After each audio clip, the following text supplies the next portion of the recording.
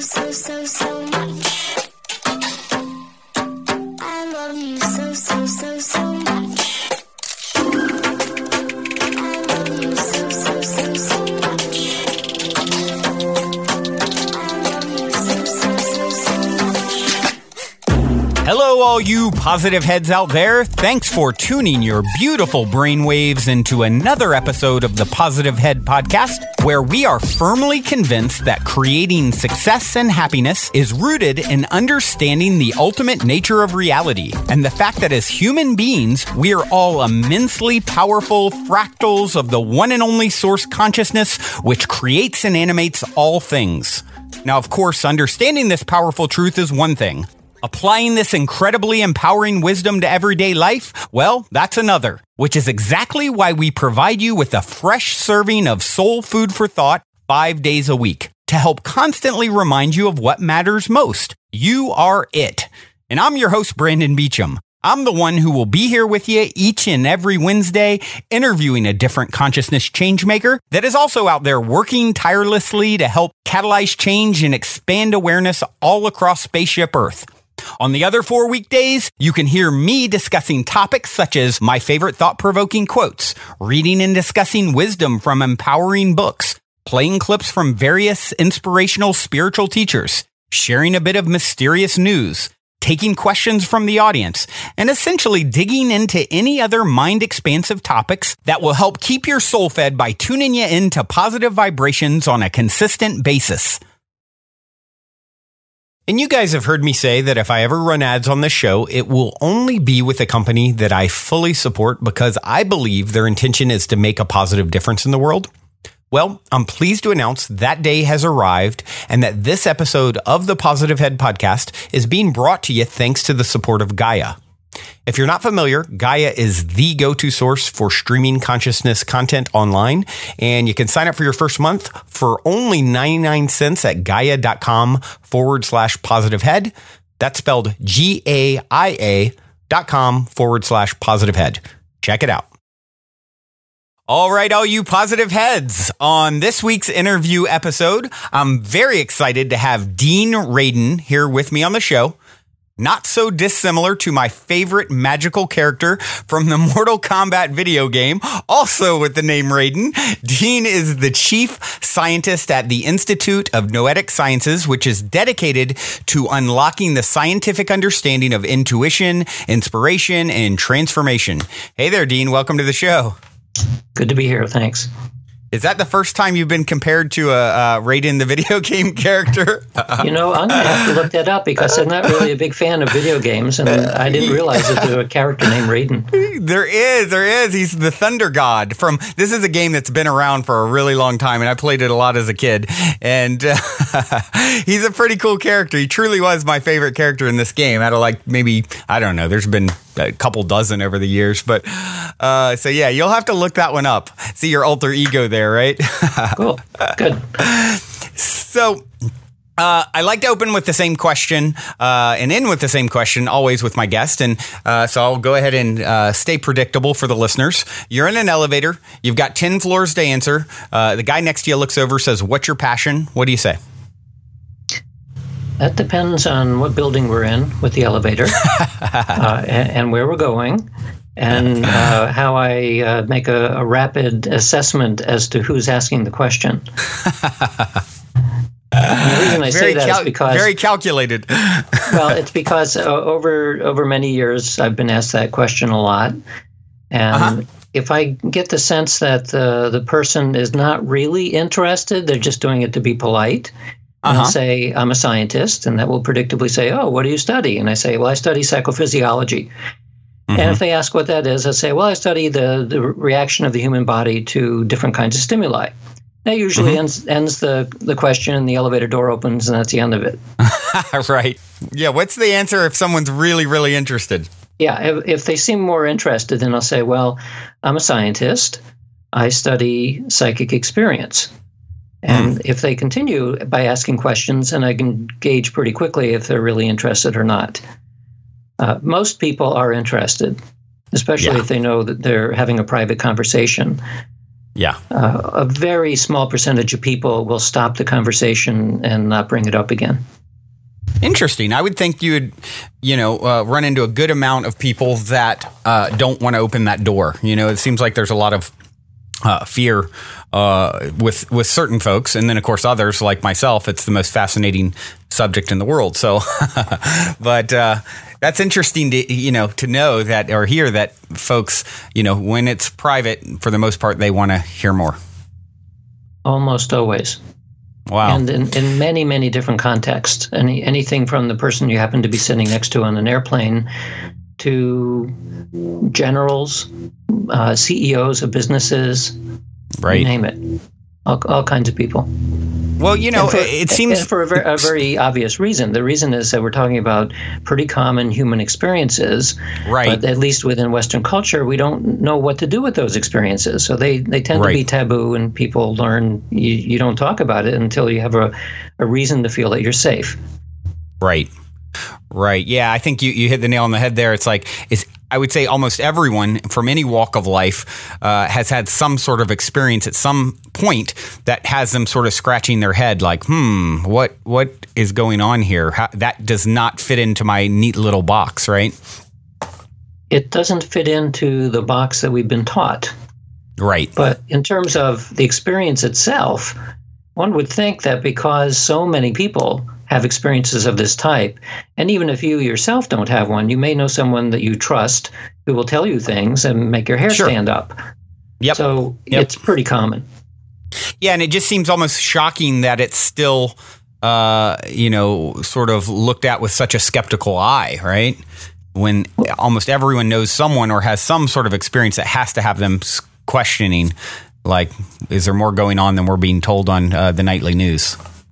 Well, the skepticism is justified because if you start taking anecdotes at face value, some of them are going to be false, maybe innocently false. Some of them are going to be intentionally faked. Some of them can be explained by other reasons. And so part of the goal in doing scientific investigations of this is to figure out ways of getting with high confidence under controlled conditions. Are these kinds of experiences what they seem to be, or could there be other explanations? And so as a general rule, roughly 10 to 15% of anecdotes that people will tell you are probably really psychic. And that leaves a lot that is not. Something like 80 or 85% are mistakes or coincidences or all the variety of other possible explanations. Interesting. So tell us a little bit about your background. How did you end up in this very fascinating, interesting line of work? Well, I read a lot of science fiction as a kid. Right. A lot of fairy tales, like a lot of kids do. And I, of course, was curious about all of these stories. They feel interesting. I mean, it's not simply a matter of the fantasy involved in the story, but if you ask kids who have read all of the Harry Potter books, there's some sort of enthralling sense about these stories, just as there is with mythology in general. But the reason why it grabs people is because you get an underlying sense that there's something real going on here. It's obviously in the form of a story, but the story feels real. Right. So take that as a child. And then when I was a teenager, I discovered that there was a branch of science that actually looked at these kinds of experiences and tried to figure out if they're real or not. And that's what really caught my attention, because very early on I'd been attracted to science and mathematics, and I'm skeptical by nature. I'm not simply willing to accept somebody's tale because they tell me. Right. I wanted to see it for myself. So that's what caught my attention as a teenager, and it took until I was about my late 20s until I figured out that you actually, with a lot of luck and some hard work, you could craft a career where you study these kinds of phenomena as a scientist. And tell us a little bit about that, if you would. Your work at the Institute, what it entails. I know it's very much an evidence-based approach to studying consciousness, right? Can you speak on that? Right. So we're interested in noetic experiences. That's what the Institute is named after, Institute of Noetic Sciences. Noetic comes from a Greek root word, which is nous, and it means to know. But it means to know more than simply rationally. Most people think about how do you know something. They think, well, you analytically figure it out, you rationally figure it out. But there are lots of ways that we know things. We know things intuitively. We know that we can love somebody, and that's not rational. It's emotional knowing. And there are many kinds of ways of knowing. The kinds that we're interested in is traditionally called intuition. But if you look at what the meaning of intuition is, the easy way of describing it is knowing without knowing how you know. Right. That's a good one. So there's two ways that can happen. The traditional or the conservative way of thinking about it is that it's forgotten expertise.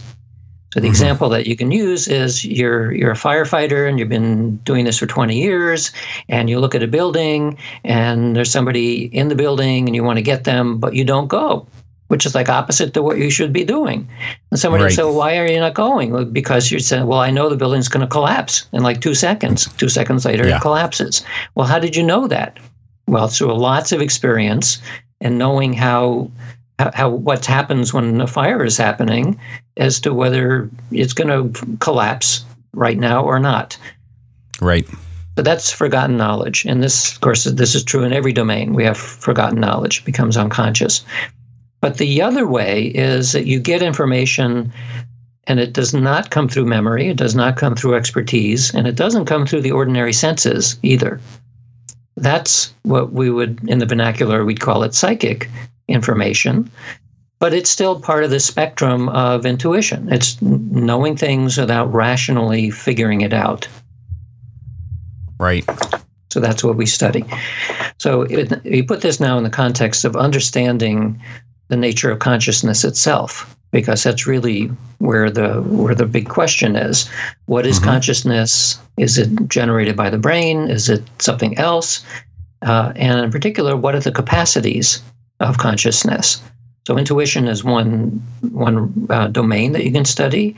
Another is when people talk about spiritual experience, what do they mean by that? When people talk about other kinds of extraordinary experiences, what is that? Is that simply illusion or delusion, or is it something else? So most of our studies involve laboratory experiments looking at these kinds of experiences with the goal of seeing if we can believe that they're real, they are what they seem to be, or if they're illusions in some cases, or mismemories or things of that sort. Right. And can you give us some examples of what maybe a study would look like, in your lab? Sure. So here's a common experience that people report. You drive down to work in a certain route every day, and you pass a whole bunch of red lights and a whole bunch of intersections, and so you kind of know the lay of the land, and you don't need to pay that much attention if you've driven this route so many times. So one day you're driving to work, and normally you're paying attention to 5 things at once, but something suddenly captures your attention about an intersection that you're approaching. And so you slow down. You have a green light, everything looks okay, but you slow down. You don't even know why you slow down. And then as you approach the intersection, somebody blasts through the red light, and they would have hit you broadside if you had kept going the same speed as usual. Right. Well, so I would call that a presentiment. It's not a precognition because you didn't know why you slowed down, but a presentiment because the word means pre-feeling. You had a bad feeling about something and you reacted to it. So in the laboratory, we simulate this kind of experience by measuring somebody's physiological condition. We might look at their heart rate or their skin conductance or pupil dilation. All kinds of different things can be measured in the body. And those are very convenient ways of measuring what's happening at an unconscious level. The body reacts unconsciously. So we wire the person up. We sit them down in front of a computer screen, and we ask them to press a button. They do that, and 5 seconds later, a picture pops up. The picture will either be very emotional or it'll be very calm. and it's random, so nobody knows in advance what you're going to get. So the very emotional picture is our simulation of almost getting hit broadside in an intersection. And the calm picture is everything's just going normally and there's nothing to worry about. So in an experiment, the person might see 30 to 40 pictures randomly selected in a row. Each time pressing a button, waiting 5 seconds, the picture pops up, and then you cool down for maybe 30 seconds. So the whole experiment might take 20 minutes or so. Okay. What we're interested in is we look at the physiology of the person up to 3 to 5 seconds before the stimulus is actually shown. And remember, this is before the stimulus is even selected. It's randomly selected immediately before it's shown. So your physiology is being measured during a period in time. It's only 5 seconds, but still, it's before anything has been selected yet. And what the idea of it is that if you respond unconsciously to what's about to happen, then your body is going to start becoming more aroused immediately before an emotional picture than before a calm picture. So I started doing this kind of experiment with lots of different kinds of physiological measures back in the mid-1990s. And as of now, there are approximately 40 published articles by colleagues around the world, mostly with humans, but also with animals, including birds and worms, all the way down to earthworms and planaria. And you see this differential effect all the way down, all the way from humans down to worms. So this suggests that this is not a human-centric ability, this presentiment ability. It's more like something having to do with sentience. Anything that is sentient or has consciousness, even to a very limited degree, can somehow respond. Even plants, right? Well, plants we haven't tried yet. Plants in principle ought to work, but the experiment would have to be done very differently. Obviously, you can't show a picture to a plant. You'd have to do some kind of stimulus that the plant finds meaningful. So we have proposals to study mimosa plants, so-called sensitive plant, because when they're touched, the leaves fold up. Right. So we could do this experiment, but it would take a long, long time because plants don't respond very quickly. So we'd have to basically create an automated robot kind of experiment that might last days in order to get enough data to see the effect. Right. Wow. Very fascinating. So with your test subjects, you see, I mean, what is the sort of statistical reaction? Is it always there's some level of reaction prior to seeing the highly emotional image versus the calm image, or how has that panned out over time? Well, it varies from one person or one subject to the next. People appear to have something like talent for this kind of effect, which they do for any kind of psychic phenomenon. Some people are talented, some people are not. Right. Generally, the way that we analyze the data in this experiment is for each participant, we do a statistical analysis of the amount of what amounts to nervous system arousal before calm compared to before emotional pictures on average. And then you accumulate that data across people, and you end up with a probability statement or an odds against chance statement of how likely is the result that we've seen due to chance or maybe not due to chance. Right. So, and sometimes in an individual experiment, you get really good results. You might get an odds against chance of 1,000 to 1, indicating much more arousal before an emotional picture than before a calm picture.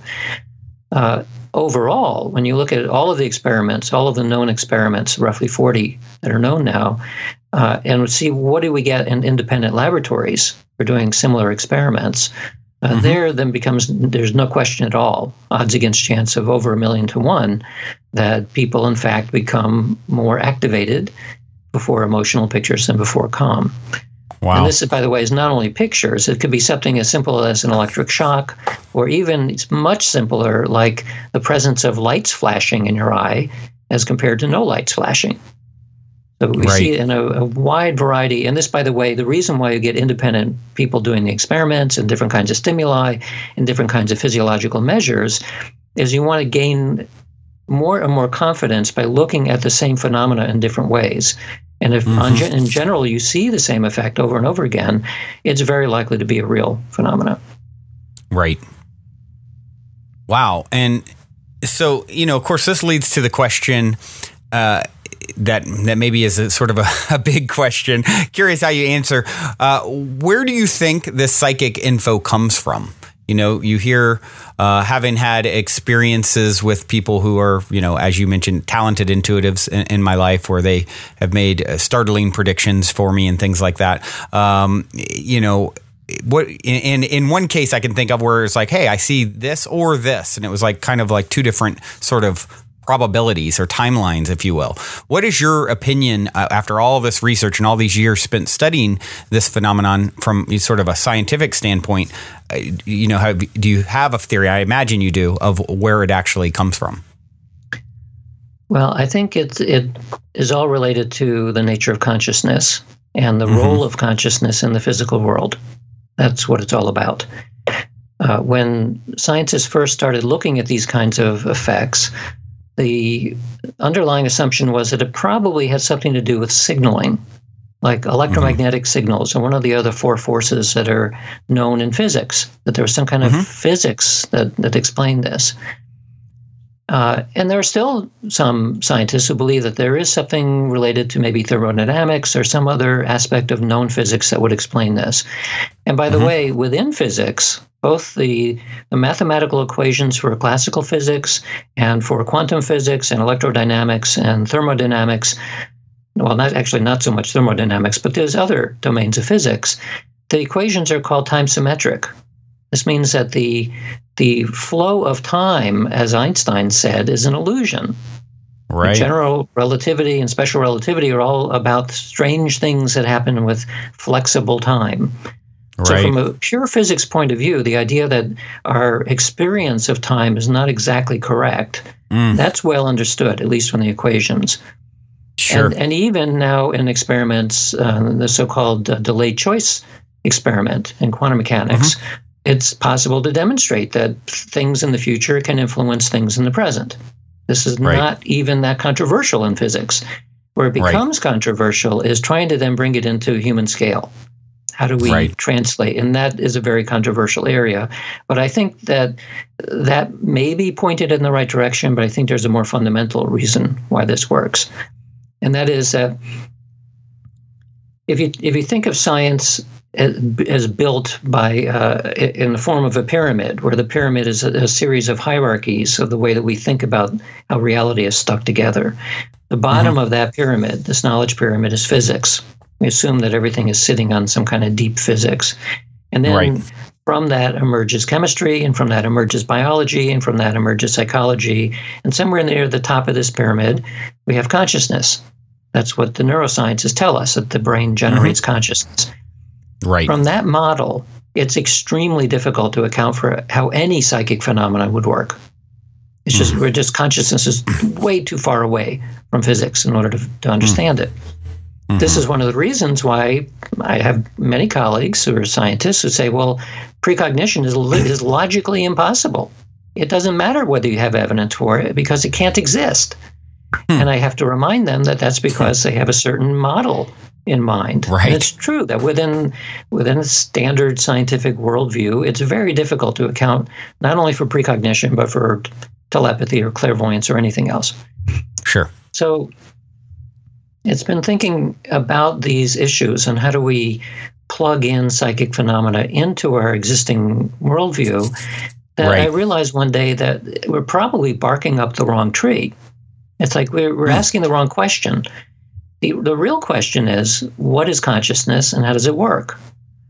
And how do we plug it into the rest of what we know in science? Well, it turns out that in the various lists of the most outstanding unsolved problems within science, that consciousness is always in the top of the list. We have no idea what consciousness is, where it comes from, how it works. We don't know. Right. That's useful in the sense that because it is so different than virtually everything else that we study in science, it is because it's an internal process, whereas science is really good at studying the outside world, the external world. It is very bad so far at studying internal experience. So not too surprisingly, you look at people who do study internal experience, most of it is meditation, And within people who meditate, people who have a long-term meditation experience, they have no question that psychic phenomena are real because they encounter it all the time. Right. So that provides a clue. And the clue is that, and you have to go to philosophy in order to get why this is even a viable clue. What we need to deal with here is the metaphysics of science, not the physics.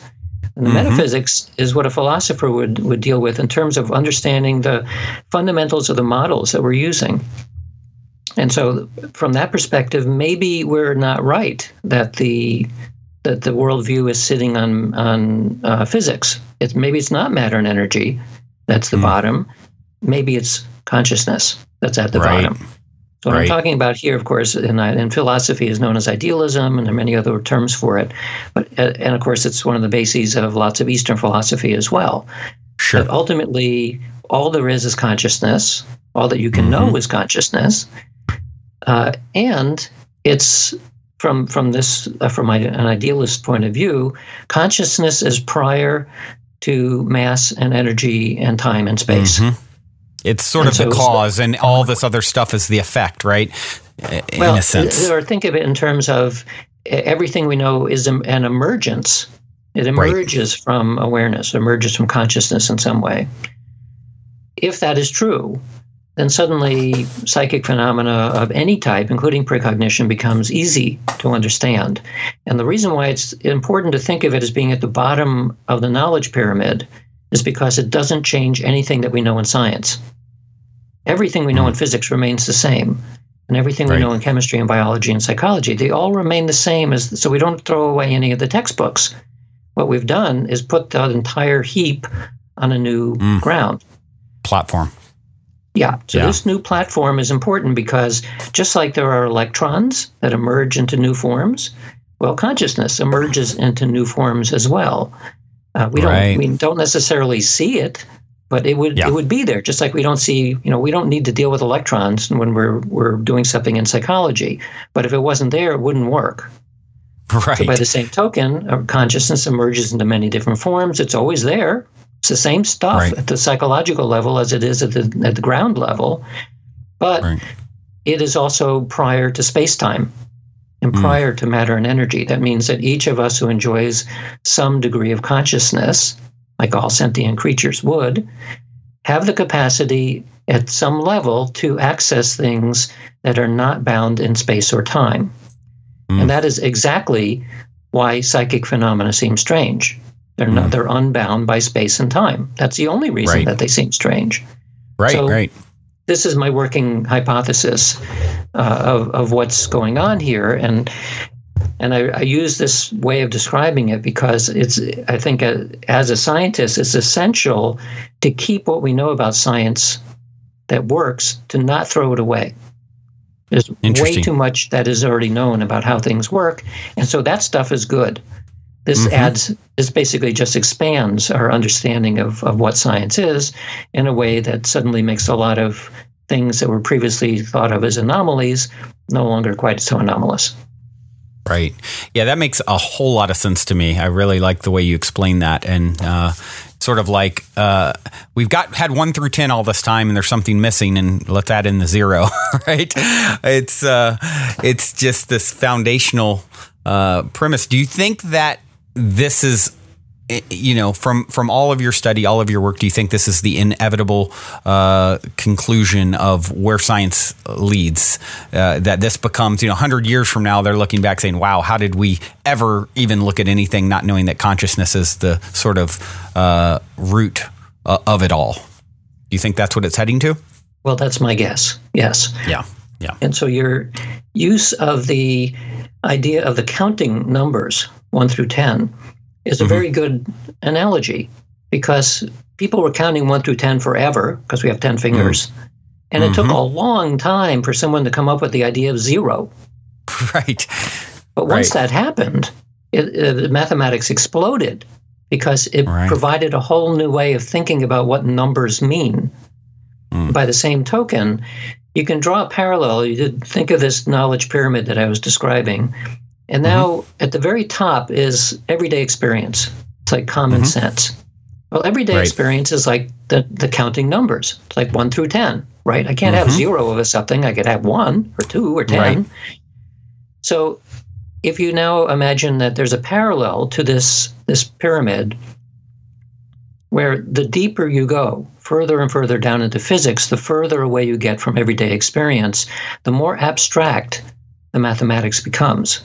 You have counting numbers and then integers and then rational numbers and irrational numbers and complex numbers and set theory and on and on and on. In each case, way more complex until you get to the bottom, which is what quantum mechanics uses now, which is so complex that unless you're a mathematician, you can't even talk about it. Right. This is a little bit like the discovery of 0.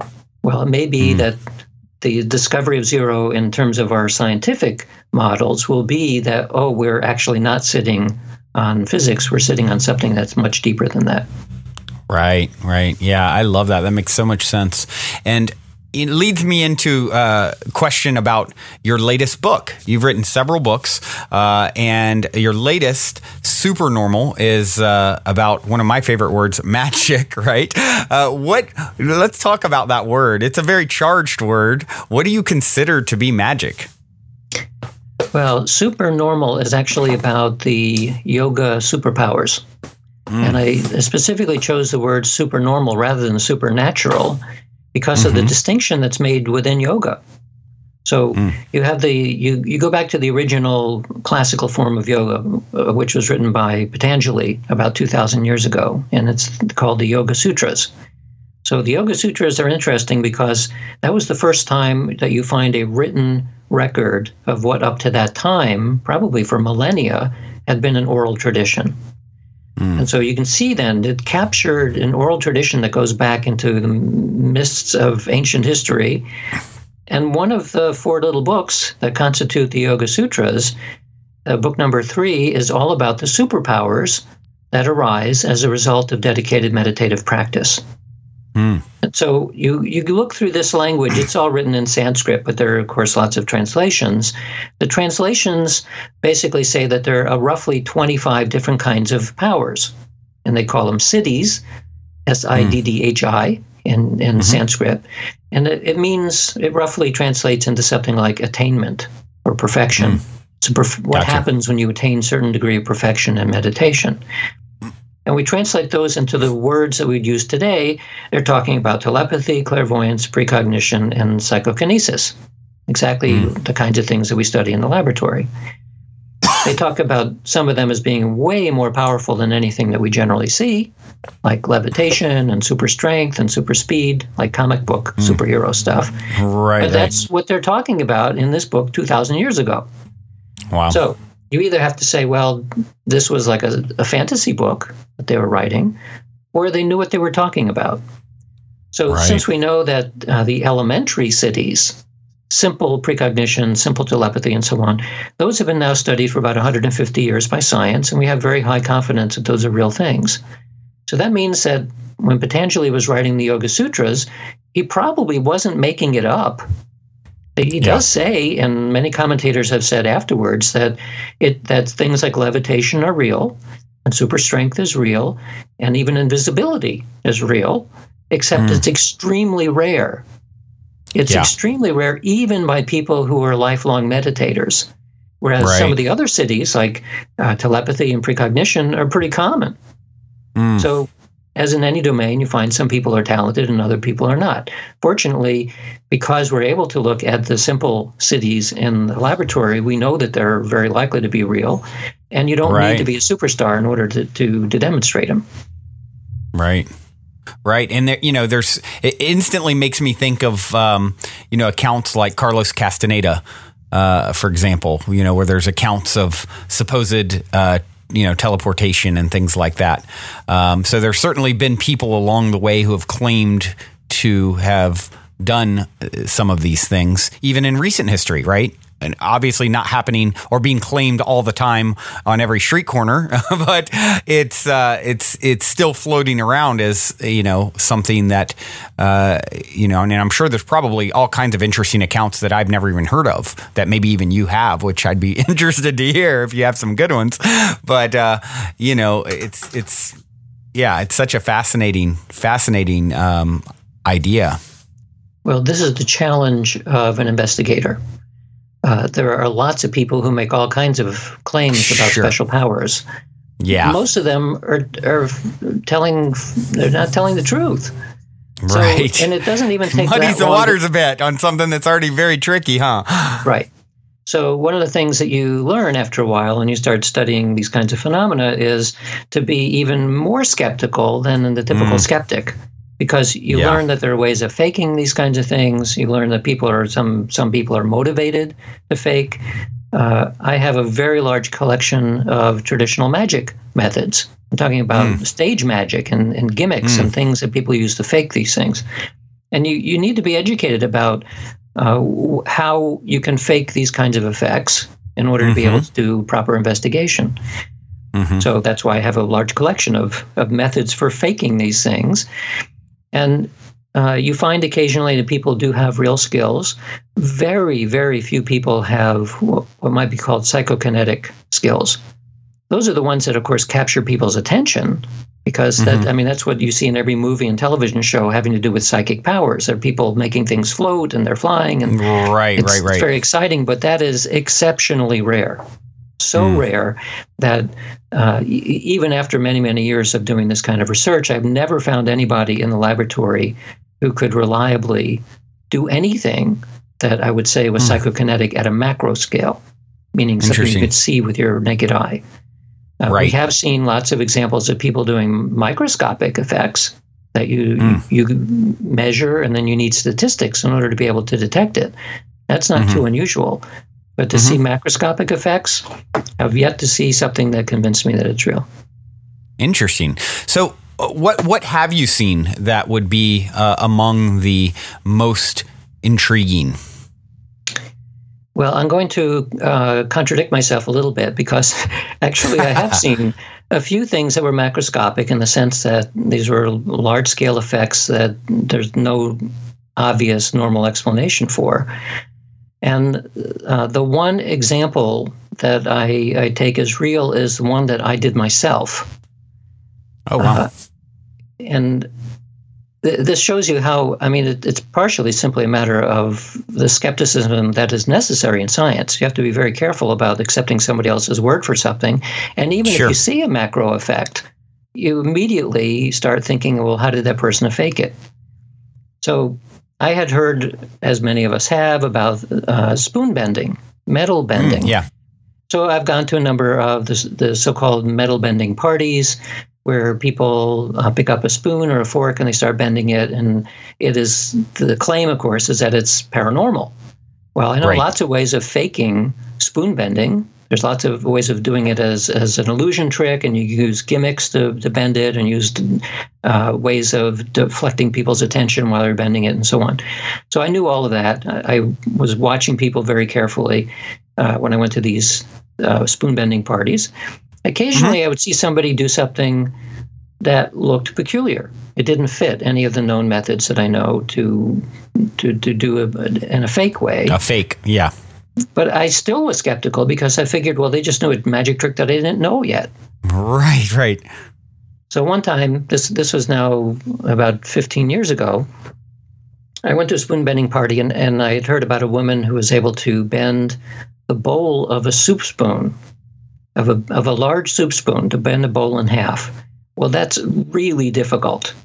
You can do it, but it takes an enormous amount of force, more force than the average person can do with their fingers. Because if you think about the shape of the bowl doesn't want to bend. It's in a stiff condition, and especially doesn't want to be bent over.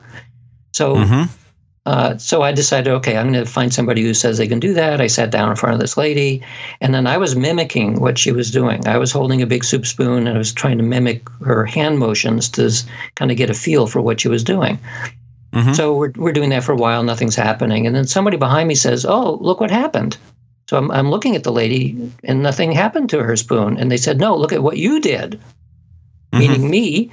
So I looked, and I had bent the bowl of the spoon almost halfway over, about a quarter of the way. And then they said, well, keep bending it. So I just pinched it, and it bent all the way over the bowl of the spoon. Well, I remember looking at it and immediately checking my fingers to see if I was using force, because you're Right. in a dissociated state, you might use force. And there was no evidence that I was using force. I just pinched it over like it was a piece of taffy. Wow. And then I kind of just stared at it dumbfounded, because I was holding it the whole time. I know no one else had. It wasn't like somebody gave it to me. I did it. Right. And I felt Wow. what it felt like when I bent it over. So here's a case where I'm put in a position of being very skeptical about these things, but I also can't deny my own experience. Right. So I did it. Right. I have the spoon. It's still bent. It's Wow. not the kind of spoon where you put it in hot water and it decides it's going to fall apart. It's a Right. real big, heavy soup spoon. That Metal somehow spoon. I did something that you can't do. I know I can't do. In fact, I got the same kind of spoon afterwards and measured the amount of foot-pounds of force. You used a torque wrench to see how much force is required to do this by force. And Right. it was way beyond, like 10 times more than I can possibly muster, even using With your leverage hands. with my fingers. Wow. Wow. So I have no explanation for this, but it's consistent with, in a spontaneous way, with the notion that in the right frame of mind, right. strange things can happen that look like super strength. So Right. that's my one story that I can rely on for super strength. Right. I haven't found anybody who can do that on demand, although I'm Right. more inclined to believe that there are some cases in these metal bending parties where people have done things like bend a 1/4-inch bar of aluminum. And aluminum is very stiff, especially a 1/4-inch bar. They can bend it. I don't know how they can bend it. I can't. I mean, I can consciously try to bend the bar like that, and it doesn't do anything. Right. So strange things can happen in unusual states of mind. Right. Wow. So- what, do you recall your state when this happened? Were you in sort of an altered state? Had you suspended disbelief within yourself, prior to this sort of event? I went to a state which is sometimes described as effortless striving. There's no effort at all, but you have to strive to do the task more than you've ever tried to do anything in your life. You need extreme motivation without any effort. So it's a paradoxical condition. And I was in this peculiar state. I remember that I really, really wanted to do this as though my life depended on it. And yet at the same time, a part of me didn't care at all. And I've tried to re-evoke that sense. And Right. sometimes I can get close to it, but there was something about that particular context that I was able to do it, and I can't make it happen. Yeah. Wow. That's fascinating. Have you heard many claims or heard any claims that that you give merit to in regards to, like I mentioned, something even more extreme like teleportation? Because of course, we know that they're with quantum entanglement and this sort of teleportation at atomic level with particles and things, so forth. We have some evidence of that sort of thing.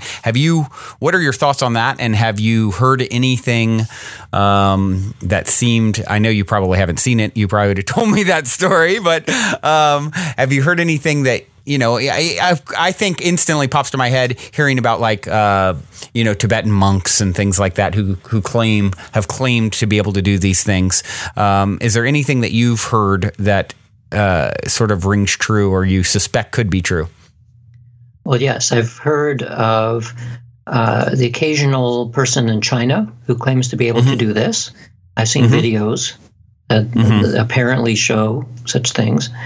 The conditions, and I've spoken to the researchers who have done these tests, and it's not under sufficient level of control to know if the video is what it appears to be.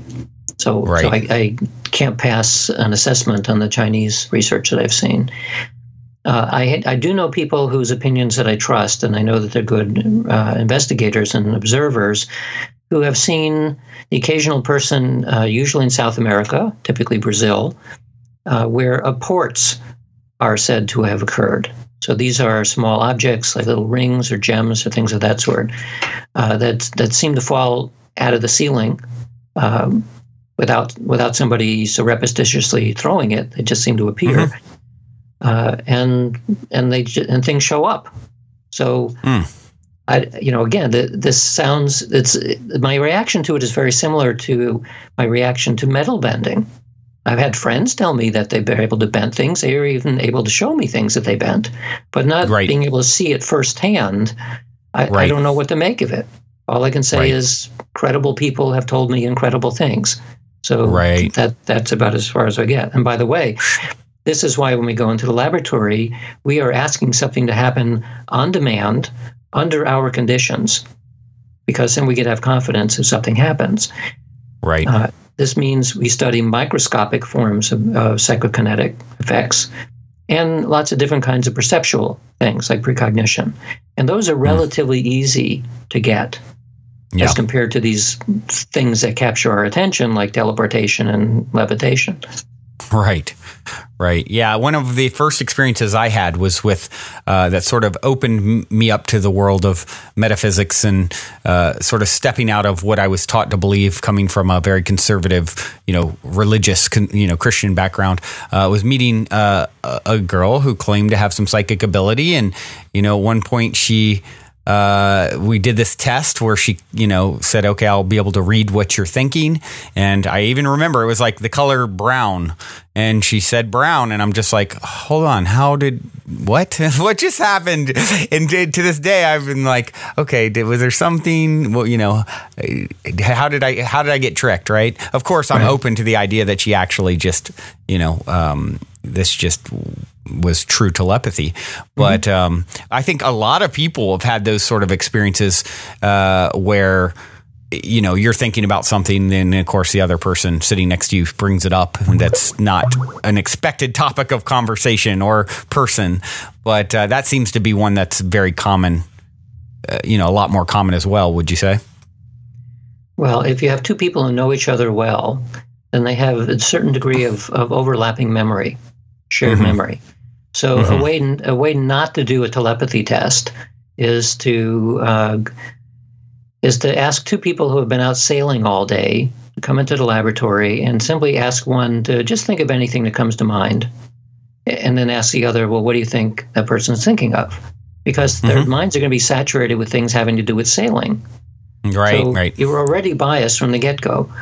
Yep. This is why when you do a proper test, you use randomly selected images, you do multiple trials, you do a lot of things within the protocol to make sure that you're not accidentally going to bias the results simply by what people know. And a skeptic would say that a really good cold reader, this means somebody who is paying very close attention to the way your face looks and what your eyes are doing, and ask leading questions. You could learn a lot about somebody very quickly by both paying attention and asking leading questions. And the skeptical assumption is that a psychic reader is simply using those tricks of the trade. But we know from the laboratory studies that some people are exceptionally good. They get information without asking anything. Without even seeing the person, without even being near them, they still can get real information. So some people do have that talent, and it's I wouldn't say it's extremely common, but some people can do it. All right. Well, now seems like a good moment to take a quick minute to tell those of you who aren't familiar a bit about our sponsor, Gaia. I've been a big fan of Gaia for many, many years now, which is why they are the only content provider I've ever reached out to in regards to potentially supporting the Positive Head podcast. So needless to say, I'm very excited they're now supporting the show. Gaia truly is my personal go-to source for streaming consciousness content on the web. They have an incredible 7,000 plus exclusive videos covering 5,000 years of wisdom. Just to give you guys an example, on April 24th on the show Buzzsaw, Dennis McKenna, who is the brother of the world's most well-known psychonaut, Terence McKenna, makes a guest appearance to discuss the spiritual implications and mystical experiences that psychedelic substances can induce. I mean, it'd be pretty hard to be more up my alley, right? And as you all hear me constantly say, it's a daily conscious effort to maintain an elevated vibration. And if you're looking to go deep down the rabbit hole to do so, then Gaia is the best place I know of to do it, period. And you can sign up for your first month for only 99 cents at gaia.com/positivehead. That's spelled GAIA.com/positivehead. Check it out. One of the things that I wanted to ask you about is, some scientists having supernormal experiences during meetings discussing such topics. And there's one from a psychologist, Paul Ekman, during a meeting with the Dalai Lama that you mentioned that I would love to hear the details of. Right. So Paul Ekman is a famous psychologist, is probably best known for his work on studying micro expressions in the face.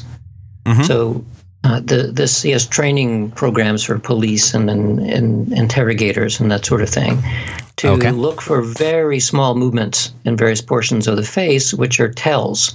Somebody's lying, their face is going to behave differently than they're not lying, that sort of thing. So gotcha.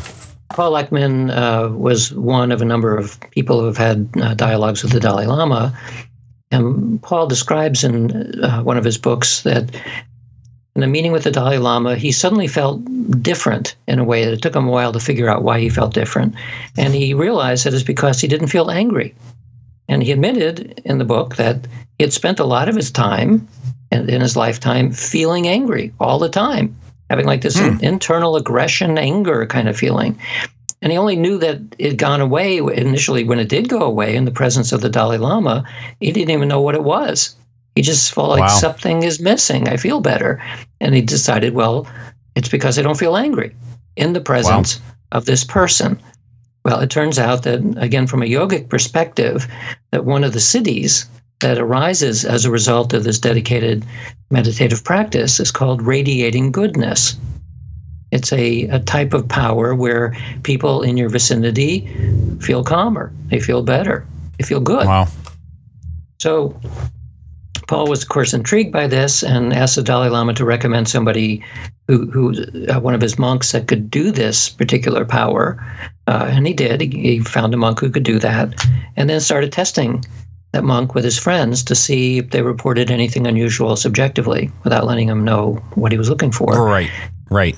And they did. They reported that there was some unusual sense of peace or calm that was associated with the mere presence of this person. So this is a strange superpower to have. I think it's a nice one to have. What a beautiful one, yeah. Yeah. I mean, and this is this idea if you scale it up, it kind of goes along with some of the ideas that the transcendental meditators have been testing for many years, which is if you get a whole bunch of meditators that are coherently meditating on calmness and peace, that the effect spreads out and infects people in the vicinity. Even that they don't even know that there are meditators around. It just seems to spread out to some distance. And so crime and things like that, anger in the vicinity will simply start to decline. So Paul's experience is an example of that. We so far don't have any laboratory studies that confirm that this kind of thing under controlled conditions. It wouldn't be impossible to do, but people who have that particular skill are not that common, at least to a degree that you can have them turn it on and turn it off. So we have a kind of equivalence to that. We have a way of testing the Jedi mind trick that Obi-Wan used in the first Star Wars film, where he said, these are not the droids you're looking for. Right. So that's a matter of clouding somebody's mind or affecting their thoughts. And there are laboratory analogs of that have been conducted, and it turns out that is true. That you can cause someone to become distracted or cause someone to become more focused remotely, mentally. Yeah, I saw, makes me think of I can't remember his name now, a hypnotist. I want to say he was from England. He would go into stores and do perform these sort of distractions, and as he's handing people paper, say, kind of like subconsciously say things that like, oh, take it, it's fine. But he's really talking about something else, a story he's talking to this person about as he distracts them, and he pays for like $1,000 ring with like pieces of paper, and the guy takes it, so it's a very interesting example of sort of, in a sense, the same thing. Right. The difference is that a good hypnotist can cause people to be distracted in that way. And certainly in the Star Wars movie, Obi-Wan is in the presence of the guards. So in the laboratory, though, you don't want someone to be near or be able to see that there's somebody that's trying to do the mental manipulation, because then you have a confound between ordinary forms of influence that hypnosis uses versus psychic forms of influence. So we strictly separate people so that you're not looking at somebody you can't figure out what's going on, and do things like behavioral measures or attention measures to see if somebody remotely can mentally cause you to change your behavior or attention. And so that's what I'm talking about, not what amounts to a simpler version, which is being in somebody's presence and being influenced by them. Gotcha. And so what are your thoughts on remote viewing? Have you done any studies of that? I actually haven't done studies with remote viewing, although I've participated in them. Both when I was at Princeton University, there were a series of studies on what they call precognitive remote viewing or precognitive remote perception. And when I was doing this kind of work for the U.S. government, the whole program at the time, the classified at the time, but no longer, was all about remote viewing, psychic spying. So I saw lots of people doing this who were very talented and saw experiments as they were taking place. But it's one of the few areas of psychic research that I haven't actually run as an experiment myself, possibly because I saw others doing it and I was convinced that that's real. It's a real thing. Wow. I didn't feel quite as much motivation, perhaps, to try it myself. Right. Yeah. What are your thoughts on, I find remote viewing, and for those of you listening who maybe aren't familiar with remote viewing, it's essentially, Dean, you probably explain it better than me. Maybe you can give a quick explanation of what it is. Well, remote viewing is a modern euphemism for clairvoyance. And clairvoyance is the ability to perceive through space or through time without the use of the ordinary senses. And as I'm talking, I'm remembering that I actually did run a remote viewing experiment. I forgot about it. Oh, really? This was back in 1999, I think, or 98 or 99, where I was working with Russell Targ. And Russell was one of the founders of the psychic spying program at SRI International, which is where I met him. And we did remote viewing experiments that were pretty classical, in this case involving pictures rather than what's called an outbound experiment. So the reason why the term remote viewing came about is because originally when people were doing these experiments, they would have two people involved. One would be the viewer, and the other would be called an outbounder. So before the whole experiment starts, there's in your area, say, 5 different locations. Each one of which is as different from each other as you can imagine. Real locations, somewhere out there within 20 minutes of where you are. So you, as the viewer, have to figure out where is this person going? Where are they going to go? Well, that person doesn't know yet, so they leave the laboratory with somebody who's going to drive them. Once they're in the car, a random decision is made, and they go to one of the 5 places. They drive to the place. It might take 20 minutes, and then they hang out there for 20 minutes, and then they come back. So now you're the viewer, you're all alone, or you have an interviewer with you who doesn't know where the person has gone, and you do a process where you're trying to imagine where is the person now, what is their experience like, and the idea of the viewing part is as though you were looking at the scene through that person's eyes, and you're giving a description. So the way this analysis is of the data is produced is if I'm the viewer, I've made sketches and I've made little notes and stuff which are capturing my impressions. I might get a visual image. I might get another snatch of some kind of sensory input, and I'd write it all down. And so now I give my impressions on paper to a judge. And a judge sees my impressions and sees pictures of 5 places, one of which was the real place that the person went, and then 4 decoys, which were the other 4 places they could have gone. So as a judge, I have to match which one is the best match. I have remote viewers' impressions and I have a real place. So a hit would be that the judge selects the real place using my information, and a miss is he chose one of the other 4 places.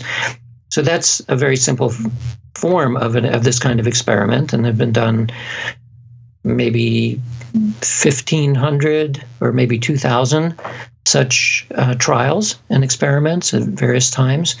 And overall, the evidence is extremely clear that talented people can do this. Right. And this is one of the reasons why the U.S. government had a classified program for about 20 years, because it was good enough to be used for espionage. Wow. Yeah, that's fascinating for any skeptical people out there. It's like if the U.S. government has been, actively using this tool, there's obviously something to it. Now, I think back to a book that I read many years ago. I want to say it was Cosmic Explorer or something. I forget the author, but he was remote viewing, and then he started, remote viewing different things in time and space, like, things from the future, other planets, other, past, maybe the time that Jesus was alive, things like that. I found that some of the stories and, accounts of what they saw were fascinating. Curious what your thoughts are on the probability of that being, correct or true or real. Well, that's the problem, isn't it? Because you don't know. You can't, if you have a target that you can't get ground truth on, that you don't know what the answer is, then it becomes a story.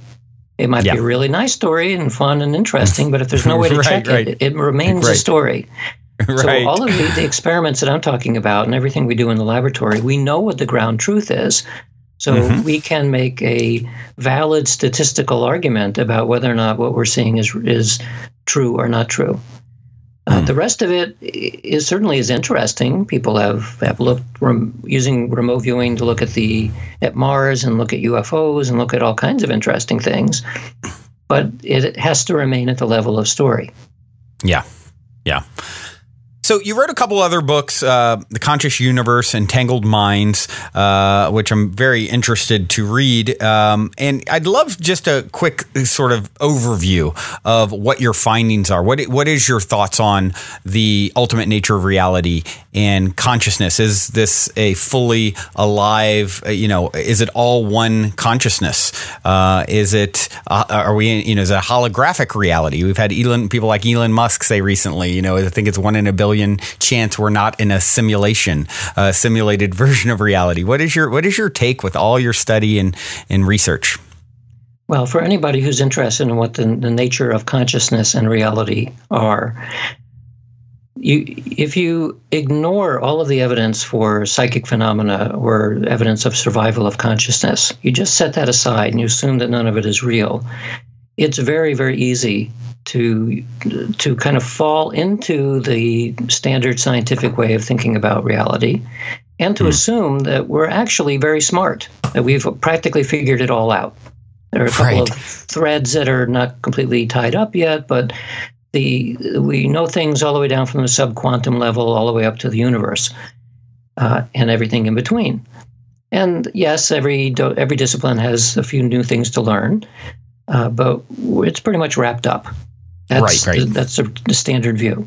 But once you start taking into account that there may be more things about consciousness that don't fit that model, and in particular, psychic phenomena that can be verified in the laboratory, and some aspects of survival research, which are also very intriguing, it blows the conventional model out of the water. Because it means that we actually don't understand what consciousness is or its capacities at all, at least not from a scientific perspective.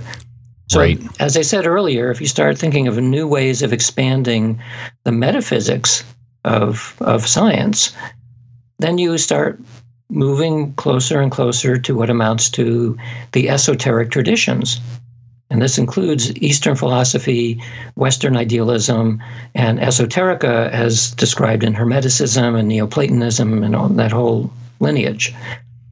When you do that, and you recast these ancient ideas into modern form, what you find is that the leading edge of science today in almost every discipline is starting to actually go back to ideas from the esoteric literature.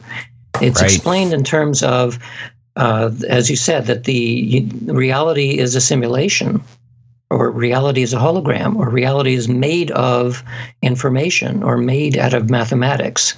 You see more and more mainstream people writing about these topics. The consciousness is important in some way that we overlooked before. That information is way more fundamental than physics, at least in the physical world. And some mathematicians believe that mathematics literally is reality. We live in a symbolic reality. Well, that's very, very close to the traditional notion of what magic is, real magic. And that brings us to the book, which will come out early next year, which is on this very topic. It's looking at traditional notions of magic and casting them into modern scientific terms. And it turns out that the degree of correspondence between these ancient ideas and now leading edge scientific ideas is much, much closer than most people think. Wow. Yeah, that sounds fascinating, like a fascinating subject matter for a book, particularly coming from you. I'd be very interested in checking that out. When do you plan to release it? Are you still in the writing phase, or? No, the manuscript is in and it's in production now, but I'm told that it probably the beginning of next year is when it'll actually appear. Wonderful. Well, I'll definitely be looking for that. Do you have a title that you've landed on? Well, the working title is Real Magic, but even that isn't set yet. So this, I'm working with Penguin Random House, a big publisher, and they have many people in many departments involved in production of a book. So my job is over. I've given them the manuscript. They take over now and do their own form of magic, and then suddenly a book appears. Voila! Abracadabra, right? As I speak, I create. Something like that, yeah. Something like that. Well, this has been absolutely fascinating, Dean. What is the best way for people who want to follow your work to connect with you and follow what you're doing? Well, my personal website is deanradin.com. Where I work is the Institute of Noetic Sciences, which is noetic.org. I have a personal Facebook account, but it's maxed out at 5,000 people. So I have I don't know what it's called, a personality page or something like that, which has unlimited amount of people who can like that page. Right. And I have a Twitter account and all the usual kinds of social media. I'm working now on a new website, which I'm not going to give the name yet, but that will have much more information about the new book. So it won't go live probably till near the end of the year, and that'll have lots more information on it.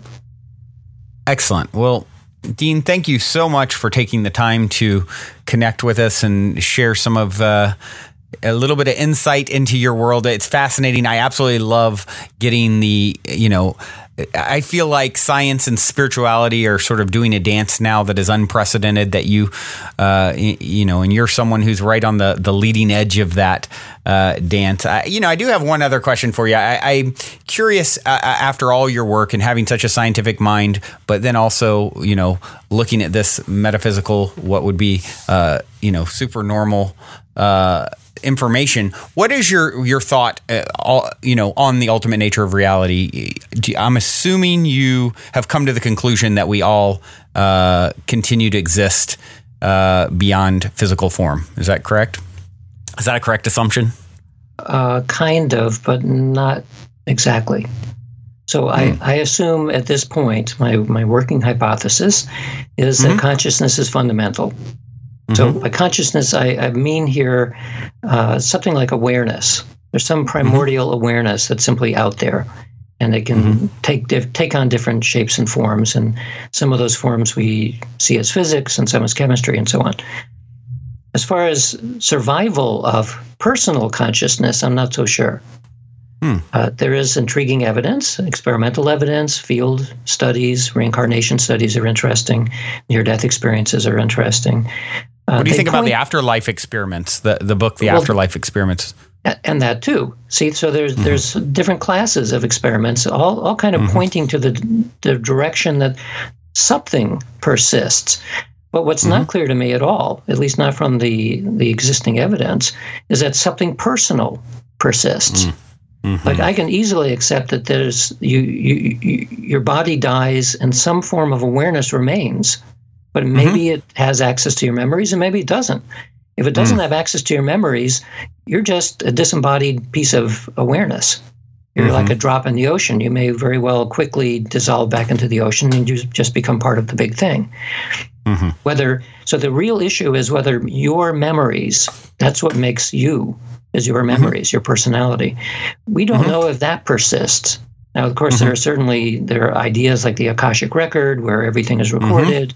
Well, maybe that's true, and maybe it's not true. We don't have good ways of telling. There seems to be some evidence from, with people, I can take firsthand, examples of communicating, supposedly through a psychic medium with my, a dead relative, where there's details that come through that are, would come from the memory of that former physical entity.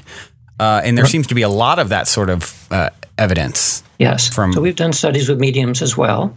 We can confirm that mediums can get accurate information, and not through the ordinary senses. But in order to know that that information is correct, some living person has to know the answer. So as long as there are living people involved in the mix. No, you're saying they could be grabbing the information from the relative, not the dead grandmother kind of thing. Right. And even if it's information that is later found out to be true, well, maybe it's precognition. Maybe it's clairvoyance. You see, as long as there are living humans involved in this process, we know from remote viewing research that you can get information from a distance with no one there, even. From precognition, you can get information from the future. From telepathy, you get information from living people. So as long as we have those as other possible explanations, we don't have a clean way of separating out living versus potentially non-living sources of information. And this has been a problem ever since science began looking at these issues. It's not a resolved issue yet.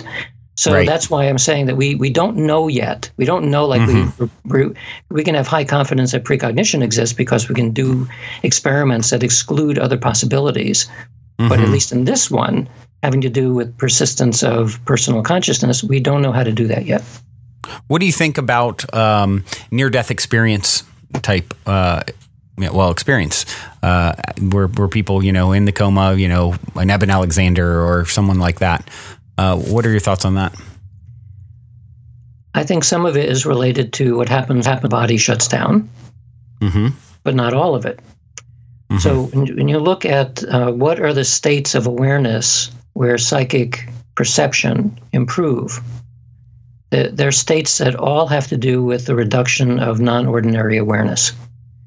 So people have in dreams and under certain drugs and drumming and dancing, and anything that pulls you away from ordinary operating consciousness, you get much, much better psychically. So when the brain is shutting down, that's perfect. Any part of your consciousness that has access to other places and times would suddenly become extremely vivid. So I'm not too surprised that in near-death experiences that people report things that sound flagrantly psychic.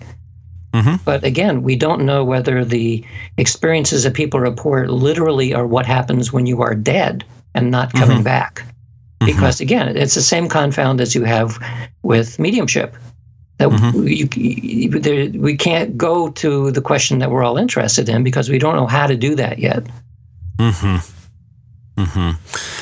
Yeah, well, so you think about it. Okay, if it's psychic phenomenon and it has to do with they're still there. To me, I would find it interesting that so many people who have those sort of take near-death experience, for example, are using a substance like DMT, ayahuasca, whatever, and they come back with they sort of have these experiences. How many people have had that experience of, oh wow, I'm one with the source that created it all, and my consciousness survives and my memory survives, and it seems to be a lot of relatable theme that I pick up on when you hear these stories. There's a lot of that sort of thing. So it's almost like if it wasn't that way, why would that be the perception that they have?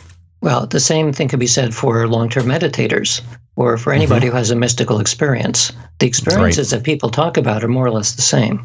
You get a sense of unity and then awareness that's unlimited and all that. So the underlying question is, maybe this is simply relaxing into the background state, right? So the background is consciousness. It's awareness. That's all that there is back there. It's not necessarily personalized. It becomes personalized when you come out of that state and you try to express it. You use words like, I was in this state. Well, not really. In that state, you're nowhere. And that's why in practices like Zen Buddhism, for example, a lot of the spin that's put on it is that there is no self. Right. In those states, the self disappears. The self is an illusion. It's the ego of the brain and body that are creating this notion of a separate self. But when you dissolve back into that background, there is no self.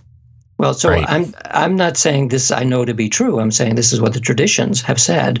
And it also explains one of both the challenges and the joys of doing science in this domain, because you try to be clever and figure out, well, how can we convince ourselves through some kind of an experiment to see what actually is happening? Right. So, I know the literature on survival probably is as good as anybody does, because I read it all and I know the people are doing the research. And I'm not able at this point to jump into the idea that, yes, we all personally survive death and we'll go on to some other form of existence. Right. Because I can see too many open explanations that we haven't been able to close yet. It's a little like in a physics experiment where you have loopholes. Right. You can't tell exactly what it is because maybe it's this and maybe it's that. The same thing is true in the domain of survival research. And it's very difficult and frustrating and an interesting challenge, too. Yeah. Well, you are an interesting character, Dean Radin. This is such a pleasure to connect and get your perspective on all these fascinating subject matters. I really appreciate you taking the time to come on and connect. It's been wonderful. Been my pleasure. I do have one last question for you, though. I like to end with the same question. In 60 seconds or less, what is the meaning of life according to Dean Radin? The meaning of life is to find something that you're very passionate about, and then to do that and make that your living, as long as it doesn't involve hurting anybody else. That's the meaning. I love it. I love it. Dean, thank you again, my friend. Keep on doing what you're doing. You're doing amazing work, and I know many listeners will be following along, and will be looking forward to your next book. And in the meantime, there's always my current book, Supernormal. Beautiful. Thank you so much, Dean. Thank you. Well, everyone, that concludes this week's interview episode. If you have enjoyed this positive download from our hearts and minds to yours, please take a minute, give us a rating or review on iTunes. Since iTunes is the holy grail of all things podcasting, your good reviews help us to reach more listeners. Also, we would be extremely appreciative if you would tell your friends and family about the show. Our sincere intent with the Positive Head podcast is to spread positivity to the world because we're selfish, quite honestly. I say that jokingly, but really only halfway joking. I'm referring to the good kind of selfish based on the knowing that we all get what we give in this life, because when we give, we're actually always giving to extensions of self, since we're all really one in the same consciousness, just in different bodies. So if you want to be a good selfish along with us by helping to spread the positivity, by all means, please proceed to shout about the Positive Head podcast from your rooftop. Otherwise, As you continue on your fabulous journey in this 3D reality, be sure to remember this.